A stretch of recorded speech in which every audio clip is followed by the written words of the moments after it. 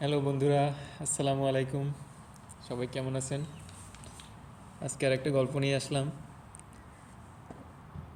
আজকে গল্পটা হচ্ছে মানুষের প্রতি একটা করুণা করার একটা সুন্দর একটা গল্প, যেটা আমার খুব ভালো লাগে। যে একবার হলো কি, যে এক লোক, সে একটা জীবনে একটা খুব একটা একটা খারাপ কাজ করছে। খুব খারাপ একটা কাজ করছে, তো তার জন্য মারা যাওয়ার পরে সে দোজখে যখন গেছে, তখন তার একটা শাস্তি নির্ধারণ হয়েছে। তার যেহেতু সে খুবই একটা কঠিন খারাপ কাজ করছে, তার গলায় একটা একটা যন্ত্র পরাই দেওয়া হয়েছে। যন্ত্রটা কি করবে, যে তার গলাটা আস্তে আস্তে আস্তে আস্তে আস্তে করে কেটে ফেলবে। হুম এবং প্রতিবারই সে প্রচণ্ড কষ্ট হবে, এবং সেই কষ্টটা প্রতিবারই একই রকমই কঠিন কষ্ট হবে। তো যখন গলাটা পুরোটা কেটে যাবে, তখন আবার গলা জোড়া হয়ে যাবে, তারপর আবার সে কাটা শুরু করবে। এবং দোজকের যারা প্রহরীরা ছিল, তারা ওই লোককে বললো কি, যে তোমার এই যে এটা পড়াই দিলাম, তুমি যে খুব কঠিন কাজ করছো, 2000 বছর ধরে তোমার এই এই শাস্তি তোমার ভোগ করতে হবে। প্রতিদিন তোমার গলা আস্তে আস্তে আস্তে আস্তে আস্তে আস্তে আস্তে আস্তে আস্তে করে কাটা হবে। হুম তারপর আবার জোড়া লেগে যাবে, আবার তুমি একই রকম কষ্ট ভোগ করবা প্রতিদিন, এভাবে 2000 বছর। 2000 বছর পরে আর একজন পাপী আসবে। সে যখন আসবে, তখন তোমার জায়গাটা সে নিবে। তো এই তোমার জায়গাটা সে নিবে, তখন সে 2000 বছর ধরে ওই আজাবটা ভোগ করবে। এরপর 2000 বছর পরে যখন আরও একজন ওরকম পাপ কাজ করা একজন আসবে, সেও একইভাবে ওই আজাবটা ভোগ করবে। তো লোকটা প্রথমে ওইটা তো তার গলায় দিল। সে যখন আসছে, তখন এর আগে ওই আজাবটা যে ভোগ করতেছিল, তার গলা থেকে ওই আজাবের যন্ত্রটা এসে ওই লোকটার গলায় লেগে গেল। তো এটা খুবই কষ্টদায়ক একটা জিনিস, খুবই কষ্টদায়ক একটা ব্যাপার। প্রতিদিন গলা একদম পুরা এই মাথা থেকে ওই মাথা করে কেটে ফেলতেছে, প্রত্যেকটা দিন আবার জোড়া লাগতেছে, আবার কাটতেছে, আবার জোড়া লাগতেছে, আবার কাটতেছে, এভাবে করে করে হচ্ছে। তো এভাবে অনেক দিন গেল। ওই লোকটা চিন্তা করতেছে যে কবে এটা শেষ হবে, কবে এটা শেষ হবে। সময় তো যায় না। কিন্তু 2000 বছর এভাবে করতে করতে একদিন চলে গেছে। চলে গেলে এখন কি হয়েছে, যে 2000 বছর পরে নতুন একজন আসছে। এখন ওই যে গলা কাটার যে যন্ত্রটা, ওইটা এর আগের পাপির থেকে সরে এসে নতুন পাপির গলায় যখন যাবে, তখন আগের পাপি এসে বলছে যে আচ্ছা থাক, আমি তো 2000 বছর এই কষ্ট ভোগ করছি, আমি আরও 2000 বছর এই কষ্টটা ভোগ করব, সমস্যা নেই।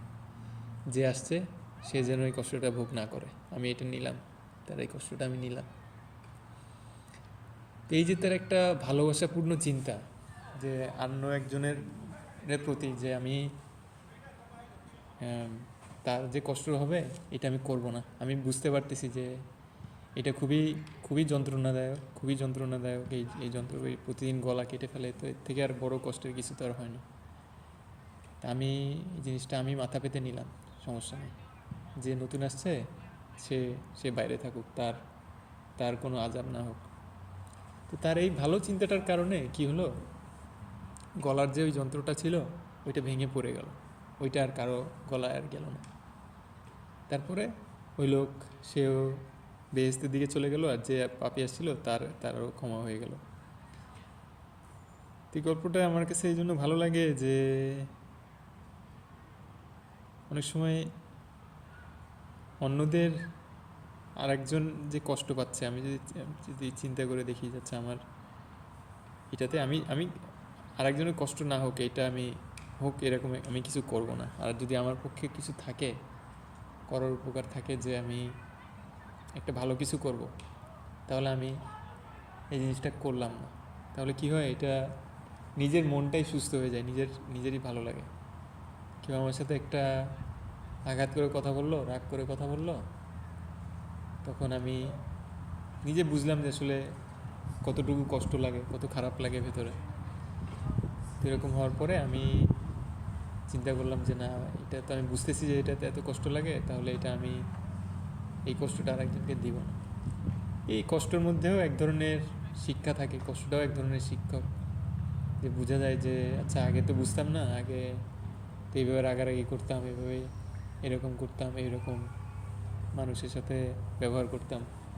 যখন কেউ আমার সাথে সেরকম করতেছে তখন আমি বুঝতেছি যে আসলে আমার কত খারাপ লাগতেছে, তাই না? আমার যেহেতু খারাপ লাগতেছে সেহেতু আমি চেষ্টা করব যে এই জিনিসটা যেন আর একজনের উপরে না যায়, এই জিনিসটা যেন এই যে আমি যে কষ্ট পাইছি এরকম কষ্ট যেন আর একজন আমার মধ্যে থেকে কষ্টটা না পায়।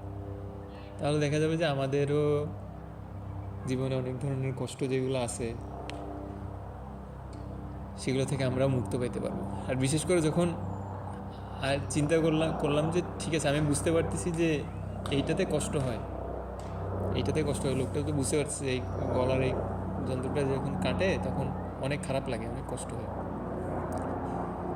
সে যখন এটা বুঝতে পারলো, সে চিন্তা করলো যে আমি এরকম করতে দেবো না। আগে তো বুঝতে পারিনি, না বুঝে এটা করছি, এখন বুঝতে যখন পারছি তারপর থেকে আর করবো না। তো যখন আমরা আমাদের কথার কাজ দিয়ে অন্য একজনকে কষ্ট না দেই, চিন্তা করি যে অন্য একজনকে কষ্ট আমরা দিব না, তখন আমাদেরও জীবন থেকে, কারণ অন্য একজনকে কষ্ট দেওয়া, অন্য একজন রাগারাগি করা, মারামারি করা, ভাঙচুর করা, এটাতে আমরা মনে করতেছি যে আরেকজন কষ্ট হচ্ছে, কিন্তু যে এটা করতেছে তার কত খারাপ লাগতেছে, তারই তো খারাপ লাগতেছে অনেক বেশি। এই যে মাঝে মাঝে আমার মার সাথে হয়তো কোনো কারণে আমি একটু হলো, মাকে হয়তো বকাঝকা করলাম, করার পরে আমার নিজেরই তো অনেক খারাপ লাগে। তো ওখানে তো মার তো খারাপ লাগতেছে, তারপর আমার নিজেরই তো কত খারাপ লাগতেছে। তো যদি আমি ওই জিনিসটারে বর্জন করতে পারি, ওই জিনিসটাকে যদি ছেড়ে দিতে পারি, তাহলে কি হচ্ছে যে আমি এক হচ্ছে আর একজনকে কষ্ট দিচ্ছি না, আর হচ্ছে দুই হচ্ছে নিজে কষ্ট পাচ্ছি না, নিজের কষ্ট থেকে দূরে থাকলাম, আর একজনকেও কষ্ট দিলাম না। বুঝলাম যে রাগ করলে এইভাবে এরকম ক্ষতি হয় আমার নিজের, এটাই। তো আপনারা যে যেখানে আছেন ভালো থাকেন, এটা দোয়া করি। আল্লাহ আপনাদের সবাইকে ভালো রাখুন। আর নিজের বন্ধু হন, আশা করি নিজে এমন কিছু করেন না যেটাতে আপনার নিজের কষ্ট হয়। আর নিজেকে কষ্ট দেওয়ার একটা বড় উপায় হচ্ছে রাগারাগি করা, অন্যের উপর মন খারাপ করা, অন্যের উপর অভিযোগ করা, অন্যের উপরে অন্যকে দোষারোপ করা, আর একজনের উপর কিছু প্রত্যাশা করা। প্রত্যাশা তো আল্লাহ ছাড়া কারো উপরে করা যায় না। আর একজন আমার সাথে এটা করবে, আমার জন্য ওইটা করবে, এটা তো আসলে কোনো সঠিক প্রত্যাশার মধ্যে পড়ে না। আরেকজন কেন করবে আমার সাথে, আরেকজন কেন আমার সাথে ভালো ব্যবহার করবে, আরেকজন কেন আমার সাথে আমার জন্য কোনো কিছু করবে, তার তো করার প্রয়োজন নেই, কেন করবে? আল্লাহ আছে। আল্লাহর কাছে আমরা প্রত্যাশা করতে পারি। আর একটা মানুষের কাছে প্রত্যাশা করার কিছু নেই। মানুষ তার নিজের বিচার বুদ্ধি কতটুকু, তার চিন্তাভাবনা অগ্রসর হয়েছে, সেই অনুযায়ী সে ব্যবহার করবে আমার সাথে। এটার তো কোনো পরিবর্তন করার উপায় নেই। একটা লেবু গাছে লেবুই হবে, একটা কমলা গাছে কমলাই হবে, একটা পেঁপে গাছে পেঁপেই হবে। আমি যদি পেঁপে গাছের কাছে কাঁঠাল আশা করি, কাঁঠাল তো হবে না। যে মানুষ তার যতটুকু বুদ্ধি বিবেক, যতটুকু তার চিন্তাভাবনা অগ্রসর হয়েছে, ততটুকুর মধ্যেই তো সে করতে পারবে। তার কাছ থেকে তো আমি আর অন্য কিছু আশা করতে পারবো না। যে একটা মানুষে পিএইচডি করছে দেখে তার কাছ থেকে যে আমি আশা করব যে সে খুব সততার সাথে চলবে, নাও হতে পারে। একটা ছোট বাচ্চা, সে হয়তো ক্লাস 1-এ পড়ে, তার মধ্যে আরও বেশি ম্যাচিউরিটি, তার মধ্যে আরও বেশি বোঝার ক্ষমতা হয়তো আরও বেশি আছে, থাকতেই পারে। এক একটা মানুষ সে তার নিজের যতটুকু বোঝার ক্ষমতা হয়েছে আল্লাহ তাকে দিছে, ততটুকুর মধ্যেই সে ব্যবহার করবে, তার বাইরে কিছু করবে না। একটা আপেল গাছ আপেলই দেবে, একটা কলা গাছ কলাই দেবে। মানুষটা যখন বিচার বুদ্ধি আরও বড় হবে, আরও যখন ভালো করে সব কিছু জানবে বুঝবে, তখন হয়তো তার বিচার বুদ্ধি ব্যবহার সেগুলা পরিবর্তন হবে। তার আগে তো হবে না। তার আগে তো এইসব জিনিস চিন্তা করে তার কাছ থেকে আশা করাটাও ভুল। সেই জন্য আমাদেরকেও ক্ষমা করতে হবে, নিজেদেরকেও ক্ষমা করতে হবে, কারণ আমরা তো সব কিছু জানি না। আমরাও শিখতেছি, সবাই শিখতেছি পৃথিবীতে। আমরা যে একটা বাবা মা যখন সন্তান হয়, তারাও শিখতেছে, তারাও তো জানে না সব কিছু। সন্তানও শিখতেছে, তারাও শিখতেছে। আর শিখে একটা জিনিস জানলাম যে এটাতে কষ্ট হয়, সেটা করলাম না আরেকজনের সাথে। একটা জিনিস বুঝলাম যে এটাতে ক্ষতি হয়, ওই কাজটা করলাম না যেহেতু এটাতে ক্ষতি হয়। এটাই তো বোঝার বোঝার মানে বুদ্ধির অগ্রসর হওয়া, পরিপক্ক হওয়া। হ্যাঁ, কতটুকু